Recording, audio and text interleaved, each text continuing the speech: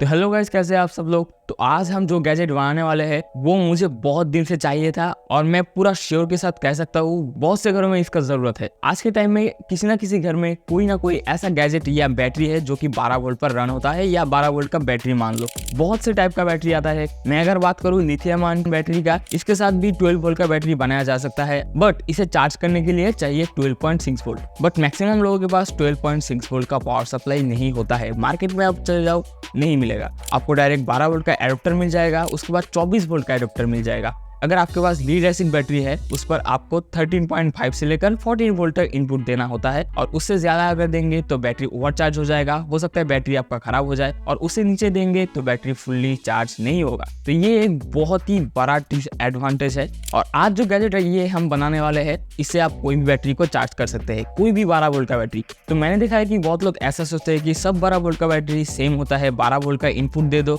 तो एक चीज याद रखना, कोई भी 12 वोल्ट बैटरी को 12 वोल्ट देने से चार्ज नहीं होता है, उससे थोड़ा सा ज्यादा लगता है। बट एक एक बैटरी का वोल्टेज रिक्वायरमेंट एक एक टाइप का होता है, और वो जो वोल्टेज है वो ही देना पड़ता है अगर आप 12 वोल्ट का बैटरी चार्ज करना चाहे तो जैसे कि ये वाला जो बैटरी है ये 12 वोल्ट का बैटरी है, बट इसे चार्ज करने के लिए लगभग 13 से लेकर 14 वोल्ट तक इसे देना पड़ता है, तब जाकर ये फुल चार्ज होता है। और मैं अगर बात करूँ लिथियम बैटरी का, वहाँ पर 12.6 वोल्ट, और इससे अगर ज्यादा बड़ा बैटरी अगर आप ले लेते हो तो उसमें कभी कभी 14 से लेकर 15 वोल्ट तक देना पड़ सकता है, क्योंकि उसका कैपेसिटी बहुत हाई होता है इसलिए। तो इस टाइप से एक एक बैटरी का एक एक रिक्वायरमेंट होता है। और मजे की बात तो ये है, इस डिवाइस से आप कोई भी बैटरी को डायरेक्ट आप बूस्ट भी कर सकते हैं। बहुत सारे बैटरी बहुत दिन तक पड़ा हुआ रहकर वो डेड हो जाता है, वो चार्ज नहीं लेता है। तो ये बनाने के बाद मैं आपको टेस्ट करके जरूर दिखाऊंगा। तो डायरेक्ट अब इसे बनाना शुरू करते हैं।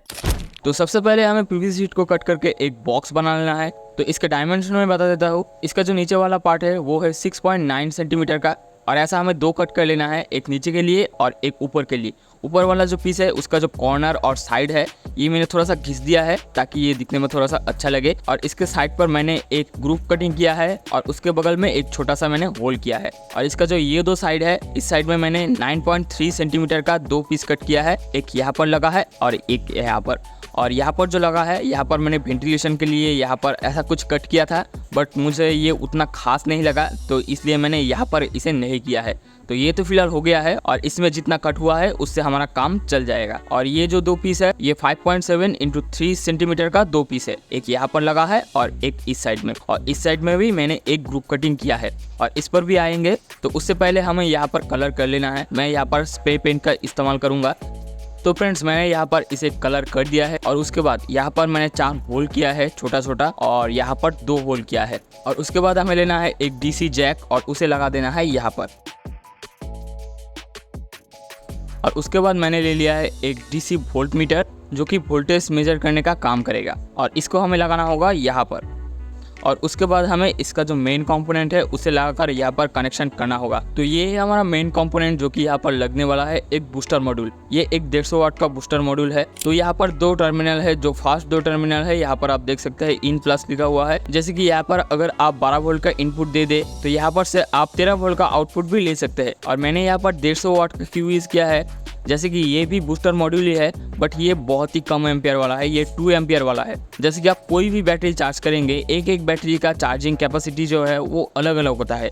अगर मान लो आप एक छोटा 12 वोल्ट का बैटरी चार्ज कर रहे हैं और उससे बड़ा बैटरी लगाएंगे तो वहाँ पर उसका पावर कंजम्पशन थोड़ा सा बढ़ जाएगा। ताकि हम वेरियस टाइप का जो बैटरी है, अलग अलग टाइप का मतलब है अलग अलग कैपेसिटी का, तो इसके लिए मैंने ये मॉड्यूल का यूज़ किया है। ये थोड़ा सा पावरफुल है। और यहाँ पर हमें थोड़ा सा एक चीज़ मॉडिफाई ये करना होगा कि यहाँ पर आप देख सकते हैं एक पोटेंशियल मीटर है, और एक छोटा सा यहाँ पर एलईडी लगा हुआ है। आप अगर देखेंगे रेड कलर का, तो ये जो दो कंपोनेंट है यहाँ से ये निकालना होगा हमें। डिसोल्व करने के बाद ये जो कंपोनेंट है ये अब हमें यहाँ पर लगा देना है। तो एलईडी के लिए भी मैंने यहाँ पर एक होल कर दिया है। और जो पोटेंशियल मीटर है इसे थोड़ा सा मैंने मॉडिफाई ये किया है कि मैंने एक पेन ले लिया है, और पेन के ऊपर वाला जो हेड है, इसका हेड का जो होल है वो आपस में बहुत ही अच्छे से मैच कर रहा था। तो मैंने इस पर इसे ऐसे बिठा कर मैंने यहाँ पर ऐसे सुपर ग्लू लगा दिया है, और यहाँ पर ये बहुत ही अच्छे से फिक्स हो चुका है। और इसे अब हम हाथ से ही घुमा सकते हैं, क्योंकि इसका हेड बहुत ही छोटा है, उसे घुमाने के लिए स्क्रू ड्राइवर का यूज़ करना पड़ता था। तो अब हम हाथ की मदद से इसे बहुत ही अच्छे से रोटेट कर सकेंगे। बट एक चीज़ ध्यान रखना, सुपर ग्लू बहुत ही केयरफुली आपको लगाना होगा।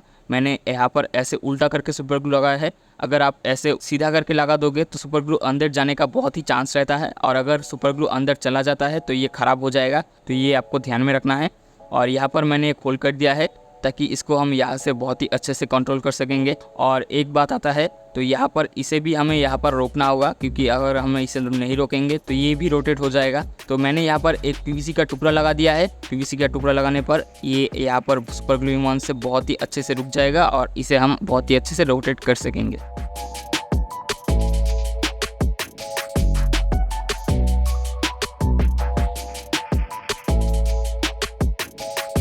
तो अब हमें इसका जो मेन पावर का कनेक्शन है वो करना होगा। वो करने के लिए मैंने ले लिया है कुछ मोटा वाला वायर, 0.75 mm स्क्वायर का ये वायर ले लिया है। और मैंने रेड कलर का वायर से ऐसा वाई टाइप का एक शेप बना लिया है।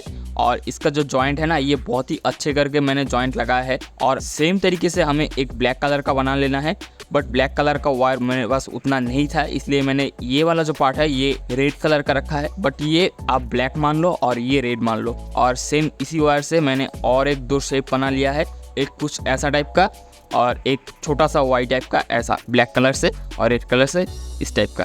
ये बना लेना है। बनाने के बाद मैं कनेक्शन पर आता हूँ। तो ये जो हमने रेड कलर का वाइट टाइप का शेप बनाया है इसे लेना है, और इसका जो ये वाला पार्ट है इस पर हमें वोल्ट मीटर का जो येलो कलर का वायर है वो लगा देना है। और ये जाकर लग जाएगा हमारा आउट का जो पॉजिटिव कनेक्शन है वहाँ पर। और ये जो हमारा ब्लैक कलर का वाई है इस पर हमें ये जो ब्लैक कलर का वायर है ये लगा लेना है, और इसे हमें लगा देना है आउटपुट के नेगेटिव पर। और मैंने ब्लैक कलर से ये जो छोटा वाला वाई बनाया था, इसका जो ये वाला वायर है ये जाकर इनपुट के नेगेटिव में लग जाएगा। और ये रेड कलर का जो वायर है इसका ये छोटा वाला सिरा जो है ये जाकर इनपुट का पॉजिटिव में। और अब हमें इसका जो पूरा तामझाम है ये यहाँ पर बॉक्स के अंदर फिट करना होगा। और इसका जो फुल सर्किट डायग्राम है वो आपको स्क्रीन में शो हो रहा होगा, और आप इसे डिस्क्रिप्शन से डाउनलोड भी कर सकते हैं, और इसे देखकर आप बहुत ही इजीली कनेक्शन कर सकते हैं।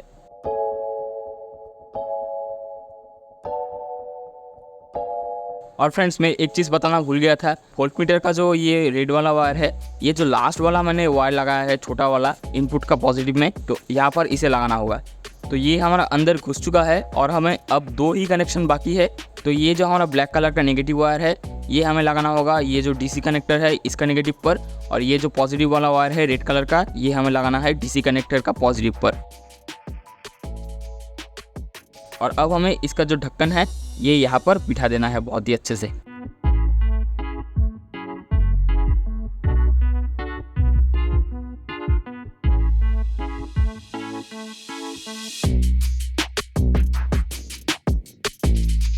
तो फ्रेंड्स, ये हमारा पूरा बनकर रेडी हो चुका है। तो यहाँ पर इनपुट के लिए भी डायरेक्ट वायर है, यहाँ पर आपको पोर्ट दिया हुआ है। इस दो में से किसी भी जगह से आप आसानी से इनपुट दे सकते हैं। इनपुट देने के बाद यहाँ पर एक जैक लगा हुआ है जिसकी आप आउटपुट ले सकते हैं, और यहाँ पर भी तार निकाला हुआ है जिससे कि आप वो आउटपुट ले सकते हैं।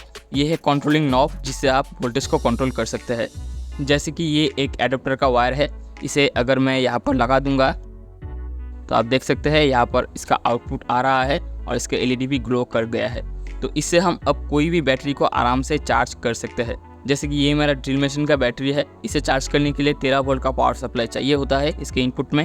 तो यहाँ पर 13.1 सेट किया हुआ है, और अगर मैं चाहूँ तो इसे कम भी कर सकता हूँ। आप देख सकते हैं ये 12 वोल्ट पर सेट हो गया है, क्योंकि यहाँ पर इनपुट में 12 वोल्ट आ रहा है, और मैं इसको बढ़ा भी सकता हूँ। आप देख सकते हैं बहुत ही आराम से ये 14.5। तो फिलहाल मैं इसे 13 वोल्ट पर सेट कर देता हूँ, और इसे मैं अगर इसमें कनेक्ट करूँगा तो ये बहुत ही आसानी से इसे चार्ज कर रहा है। इसमें एक कमी है यहाँ पर, अगर इसका एम्पियर कंजम्पशन भी यहाँ पर शो होता तो और भी अच्छा होता। और जैसे कि मेरे पास ये एक बैटरी है, ये एक 3S बैटरी है, और इसे चार्ज करने के लिए मिनिमम 12.6 वोल्ट चाहिए होता है। और ये जो हमारा 12 वोल्ट का एडाप्टर है इस पर सिर्फ 12 वोल्ट का आउटपुट होता है। तो इस 12 वोल्ट को हम आराम से 12.6 वोल्ट पर ला सकते हैं और इसे चार्ज कर सकते हैं।